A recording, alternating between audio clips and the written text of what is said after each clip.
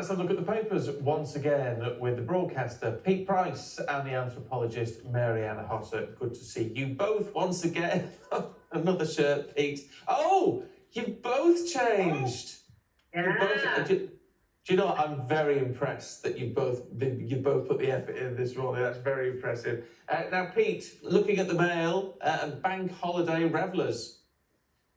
Absolutely.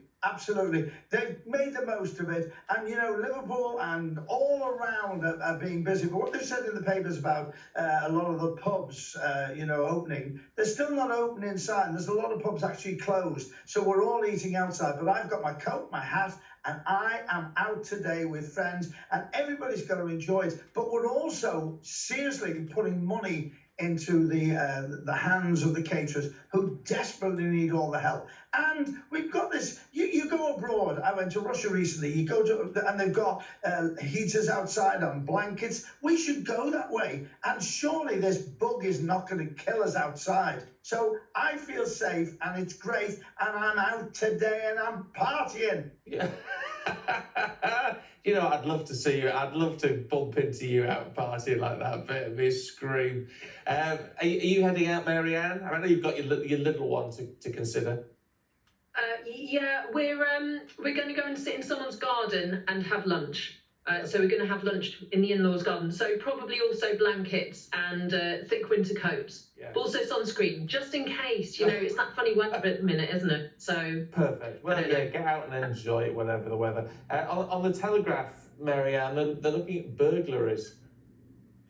Yeah, this is quite a kind of a startling summary of findings. So over the past 5 years, almost 1 million burglaries have gone unsolved, and no suspect has ever been identified. And for lots of police forces, they've faced, almost 10 years of cuts, and they're having to be really sort of deliberate about where they deploy resources. And home burglaries are, for many forces, no longer a top priority.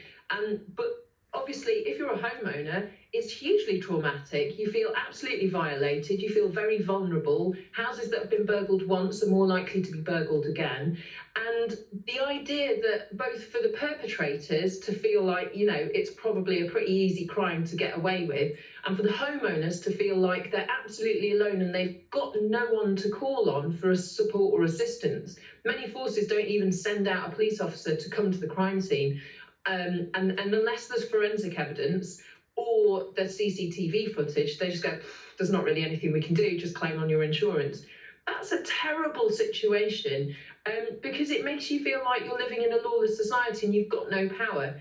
So I think for me, the bottom line is we need to fund the police better. Yes, they need to deal with cybercrime. Yes, they need to deal with online fraud. Yes, they need to deal with all the other stuff, kind of serious violent offences. But we also need to feel safe in our homes. Yeah, I was burgled myself donkeys years ago now, but it is absolutely blooming awful. To The Guardian, Pete, looking at wealthy buyers. This story annoys me. The Ritz has fallen by the wayside, what's the other one? Charlton Athletic and Moss.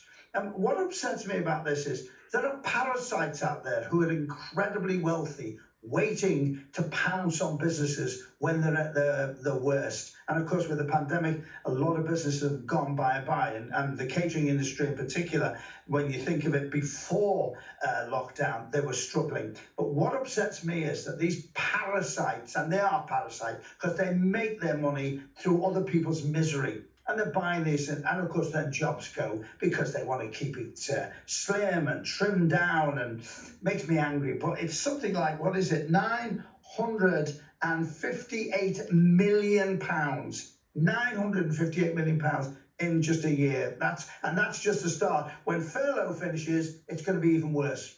But that's just, look, a lot of people would agree with you, Pete, but that's just market economy, isn't it? If something's going cheap, then people will pounce in and get it and try and restructure it. Yeah, if it's a house that's going cheap, I understand it. Maybe two people lose out on it. But when it's a business like the Ritz or Moss Bros, how many jobs? And we've got these people that are out there that waiting to trim companies down, and it's only for only reason to make them more money. How much money do they want to live in this world? Okay, Marianne, looking at animals' future in the Mirror, I think. Yes, that's right. Yeah. So the Mirror have sort of pulled out an archive front cover from 60 years ago, and they ran the story Doomed. And it says, doomed to disappear from the face of the earth due to man's folly, greed and neglect. And basically they're saying 60 years later, we're absolutely in dire straits still. There are some species that are on the possible road to recovery, but the bottom line is that we're facing we're probably living through a mass extinction event.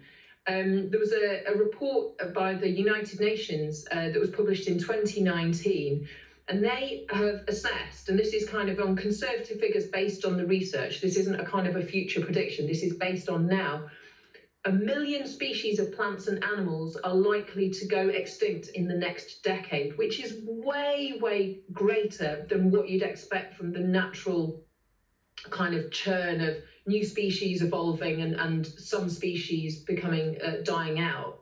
And they say, you know, and the bottom line is this isn't just about kind of cute pandas or what kind of spider is in a distant rainforest. The bottom line is that there's a kind of a tipping point where if those ecosystems can no longer sustain themselves, then human life as we know it, organised human society, cannot continue. So we really are like staring into the barrel of the gun. And yeah, I think it's quite useful that the Mirror have kind of pulled this up and gone, hey, look, we actually need to do something about it. What was true 60 years ago, that we're doomed, these animals are doomed. Now the truth that's being revealed is that we're also doomed. We're in that list of endangered species. It's that whole thing, isn't it? But you'll know it, Pete. You know, the idea that if bees died out, and bees are a concern, that the human race would die out 100 years later or whatever. You know, that sort of inextricable link. We forget, don't we, that you mentioned bees, how important they are, and are we going to be extinct? I mean, look, we just lived through a pandemic and we're still in it, and look how many people sadly we've lost, and all the illnesses we've got. So, you know, maybe it's time to start thinking about others, but I can't believe the cruelty to animals and what goes on abroad and how they're wiped out. It just beggars belief. Yeah, look, one to finish off for both of you, but Marianne, you can kick this off. Cheap wine. I can imagine you both with a glass of cheap plonk, to be honest.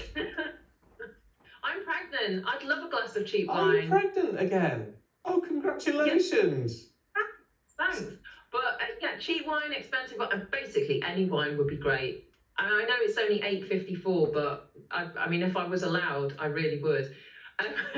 But if you are out today at a restaurant or a pub and you're kind of looking down the wine list, you want to make this lunch or tea time a little bit special, there's that received wisdom, isn't there, about the second least expensive, so like the second cheapest wine on the list is the one that you should never buy, because that's the one with the greatest markup.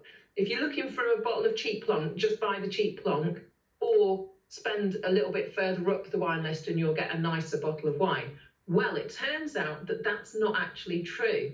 The markup on the second cheapest bottle of wine isn't that great. It's the wines just above that one that have a greater markup, about 3 times what you'd pay for it in a shop. Oh, so buy the second cheapest bottle of wine and enjoy. Yeah, I mean, I know you like it a bit of fizz, don't you, Pete? I do. I love champagne. Absolutely love. But what we do is, because up here, you buy the cheapest bottle of wine, then you have a decent bottle in your handbag, and you just bend down at this stage. Perfect. Yeah, you can't beat a northerner. I hate to say it, you cannot beat a northerner. That's just terrific, Pete. That's made my day. Good to see you both this morning. Thank you very much indeed. So there's the secret. Keep a decent bottle in your handbag. Still to come on Sky News Breakfast.